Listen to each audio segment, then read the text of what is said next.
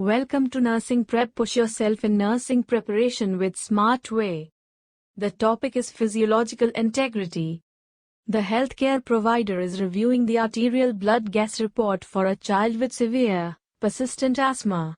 The blood gas is pH equals 7.28, PaCO2 equals 50 mm of mercury, HCO3 equals 25. Which of these assessments are consistent with this child's arterial blood gas? Option A. Slow respirations, nausea, and vomiting. Option B. Rapid, deep respirations and paresthesia. Option C. Disorientation, headache, and flushed face. Option D. Small respirations and muscle twitching. Right answer is Option C. Disorientation, headache, and flushed face. The patient has respiratory acidosis. The normal ranges for ABGs, pH is 7.35 to 7.45, PaCO2 is 35 to 45 mmHg, HCO3 is 20-24 EEQ/L. The increased acid has a depressant effect on the central nervous system, causing disorientation. The increased carbon dioxide also causes vasodilation of the cerebral and peripheral vasculature, causing headache and facial flushing. Other signs of respiratory acidosis include lethargy and shortness of breath. A clinician is providing education to a patient with a recent diagnosis of a transient ischemic attack, TIA. Which of the statements by the patient indicates that the patient understands the information? Option A. Transient ischemic attacks, TIAs, are often caused by small bleeds in the brain that resolve on their own. Option B. I should seek medical attention immediately if I experience these symptoms again, because I could be having a stroke. Option C. Because TIAs don't cause permanent damage, I do not need to worry if I have another one. Option D. TIAs are usually caused by large bleeds in the brain that resolve on their own.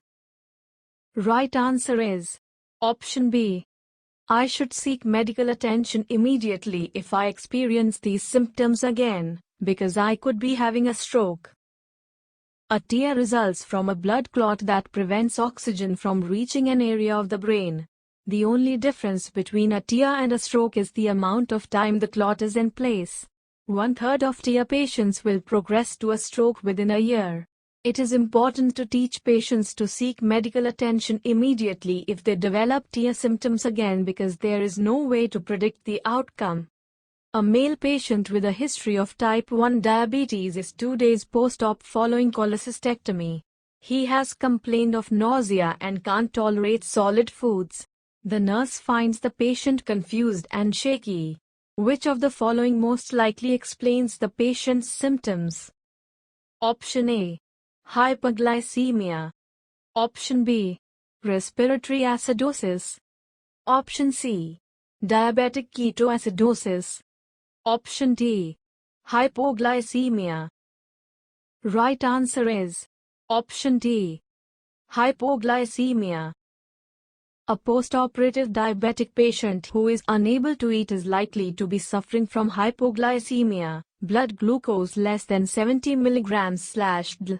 Symptoms include confusion, anxiety, sweating, chills, tachycardia, nausea, and dizziness. Respiratory acidosis is related to chronic conditions such as asthma, COPD, and neuromuscular disorders. Hypoglycemia and ketoacidosis do not cause confusion and shakiness. After an argument with her mother, an adolescent female takes an overdose of Tylenol, acetaminophen. The healthcare provider knows to watch for complications in which organ? Option A.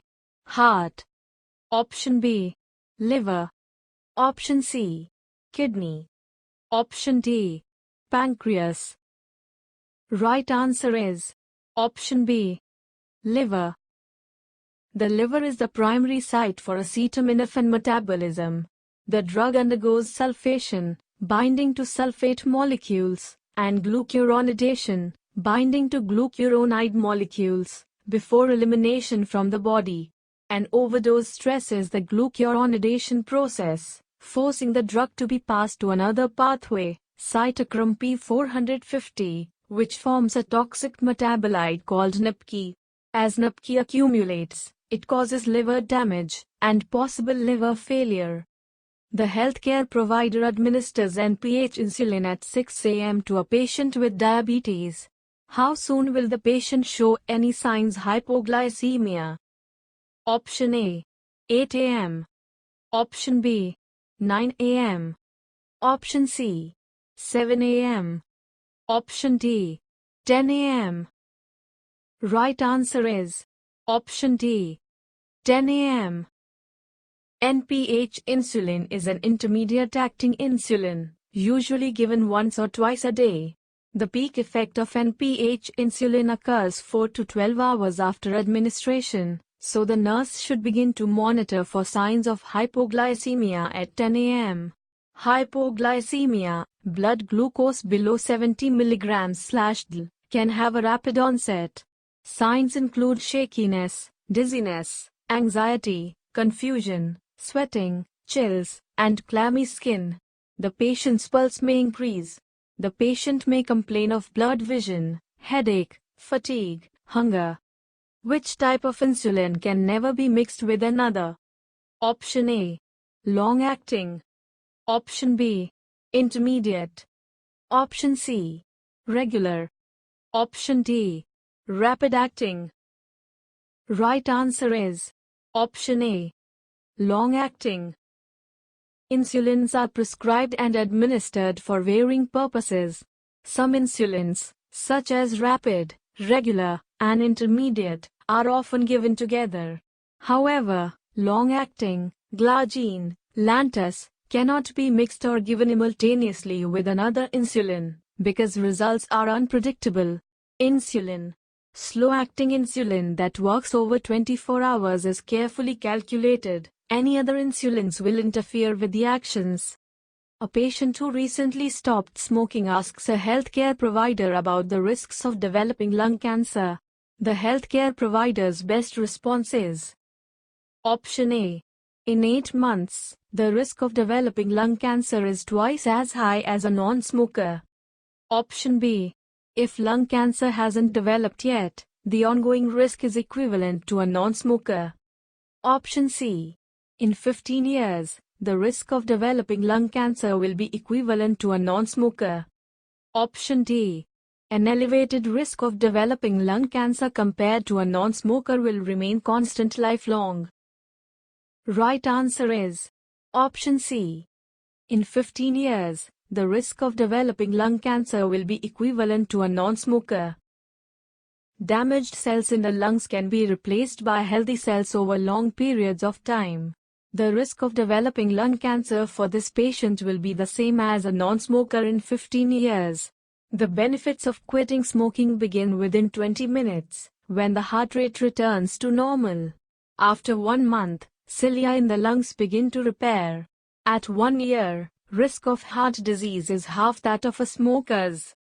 The earliest identifying sign for a developing pressure sore is a localized.